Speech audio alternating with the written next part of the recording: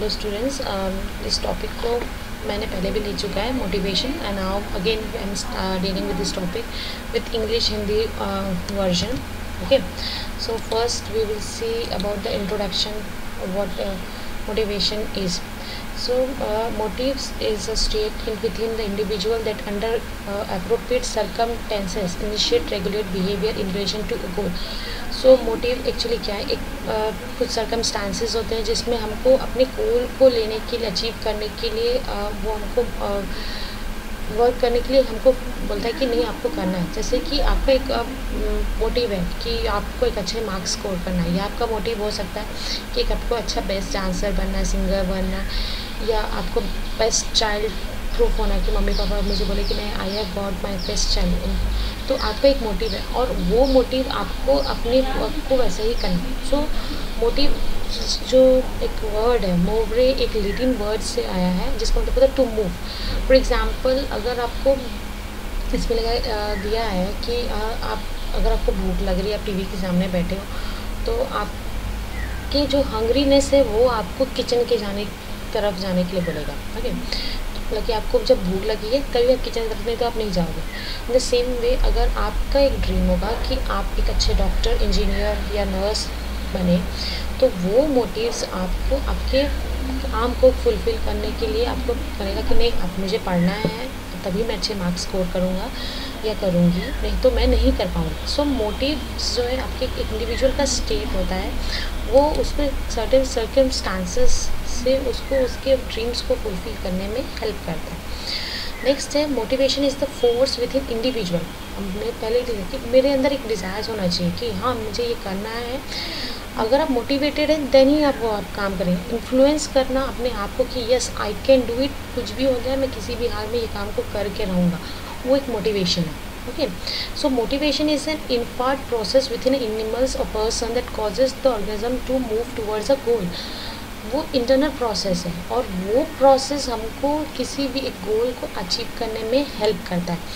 दे में भी कॉन्शियस और अनकॉन्शियस. अब जो हमारा भी कुछ भी मोटिवेशन हो, कुछ भी मोटिव्स हो, वो कॉन्शियसली भी हो सकता है, अनकॉन्शियसली. कॉन्शियसली अनकॉन्शियस का मतलब कॉन्शियस अभी जो स्टेट है, हम रीजनिंग, थिंकिंग, जजमेंट सब बनेंगे. अनकॉन्शियस जो होता है वो पार्ट जो हमारे ब्रेन के एक ऐसे हिस्से में छुपा हुआ है जो शायद आपको पता भी नहीं है और आपके डिज़ायर्स हैं, वो आपके अनकॉन्शियस पार्ट्स में आता है. सो कुछ जो चीज़ें हैं जो आपके मोटिवेशन कैरेक्टरिस्टिक्स को बताते हैं, मोटिवेशन के, मोटिवेटेड बिहेवियर को. सो फर्स्ट है जिसमें परसिस्टेंसी. आपके अंदर में परसिस्टेंसी होनी चाहिए अपने मोटिवेटेड बिहेवियर में कि अगर मुझे वेट लॉस करना है तो वो मेरे परसिस्टेंट बिहेवियर होना चाहिए कि मेरे को डेली हेल्दी डाइट फॉलो करना है, डेली रेगुलर एक्सरसाइज करना है, अवॉइड जंक फूड्स करना है, अवॉइड शुगर्स करना है, मुझे अपने प्रॉपर केयर करना. परसिस्टेंसी, कोई भी चीज़ में कंसिस्टेंसी. अगर मुझे कुछ अच्छे मार्क्स स्कोर करना है तो वो persistency, regular practice of study. मैं रेगुलर पढ़ूँगी तभी मैं अच्छे मार्क्स लाऊँगी, नहीं तो मैं नहीं ला सकती. ओके, देन वेरिएबिलिटी, बहुत सारे उसमें चेंजेस ला के. एनर्जी मोबिलाइजेशन, हमको हमेशा अपने एनर्जी को मोबिलाइज करते रहना. Then restlessness for attainment and extension of restlessness after attainment of goal. जो भी गोल अचीव कर लिया, फॉर एग्जांपल अगर हमने अच्छे मार्क्स करे तो उसके बाद फिर हमको रेस्ट नहीं लेना. अच्छा मैंने 10th में अच्छे मार्क्स लिए हैं, now I can see it, अब मुझे कुछ करने की ज़रूरत नहीं. अब आपको और मोटिवेटेड होकर रहना है कि मुझे 12th में अच्छे मार्क्स लाना है, मुझे ग्रेजुएशन में अच्छे मार्क्स लाना है, या मुझे अपनी लाइफ में जो भी आपका एम, ड्रीम है, आपको उसके तरफ बढ़ना है. ओके, नेक्स्ट अब हम देखेंगे मोटिवेशन थ्योरी, जो बहुत इंपॉर्टेंट चीज़ है. थ्योरीज़ बहुत सारी हैं. उस थ्योरीज़ में हम क्या समझते हैं कि ये थ्योरीज़ हमको बेसिकली बताते हैं कि इंडिविजुअल मोटिवेटेड कैसे होता है. ओके, कुछ ट्रेडिशनल मेथड्स हैं जिसमें traditional management of philosophy which emphasizes the paternalism, worker subordinates and bureaucracy as means to predictive to moderate productive. तो मोटिवेशन थ्योरी सिंपली ये बोलता है कि आप जो पहले कुछ मेथड्स हैं उसको, और वो प्रोडक्टिव होना चाहिए. आप कुछ भी चीज़ों के लिए मोटिवेटेड है तो वो प्रोडक्टिव होना चाहिए. ओके, तो सबसे पहले हम देखेंगे Abraham's Maslow theory. So according to Abraham Maslow he says अब he believe that people are motivated to satisfy certain needs. उनका सिंपल मानना है कि हमारा जो भी नीड फुलफिल होगा हम नेक्स्ट चीज़ों की तरफ मूव ऑन करेंगे। According to Maslow, he believed that people are motivated to satisfy certain needs, ranging from basic survival to a complex psychological needs. That people seek a higher needs only when the lower needs have been predominantly met.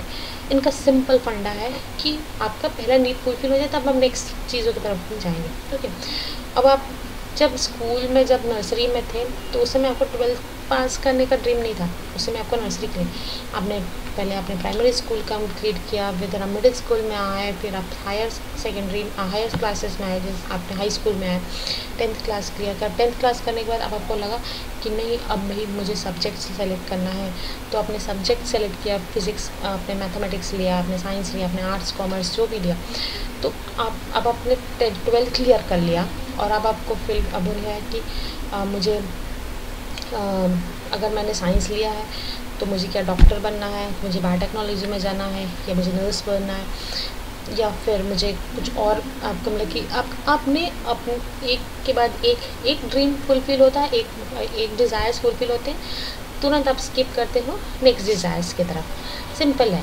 Okay, तो अगर हम अब देखेंगे Abraham Maslow की जो theory बोलती है उसमें ये बोला गया है कि